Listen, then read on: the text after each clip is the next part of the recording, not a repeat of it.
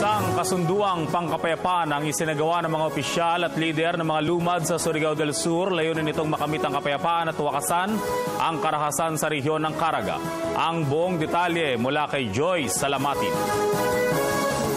Isang kasunduang pangkapayapaan o peace pact ang ginanap sa Surigao del Sur na humihimok sa mga Caraganos na makipagtulungan sa mga lokal na opisyales at leaders ng mga tribu sa pagsasaayos ng prosesong mawakasan na ang karahasan at bayolenteng kaganapan sa mga komunidad ng mga lumad sa rehiyon ng Caraga.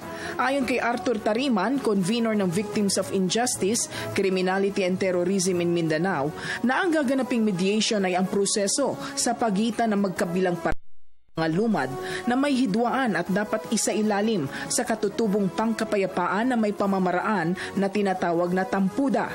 Sinabi pa ni Tariman na ang labanan at di pagkakaintindihan ng mga tribo ay nag-ugat sa hindi nila pagkakasundo sa kita o hatian na galing sa mina, laging concessions at agrikultura sa loob ng kanilang ancestral domain.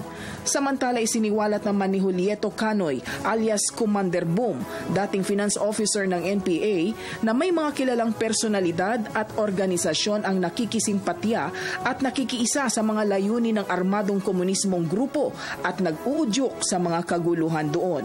Sa kasalukuyan, may humigit kumulang 3,000 evacuees ang nakatira ngayon sa Surigao del Sur Sports Center sa Tandag City simula pa noong Setyembre 1 matapos patayin ang 3 sibilyan at isang lider ng mga lumad sa Lianga, Surigao del Sur.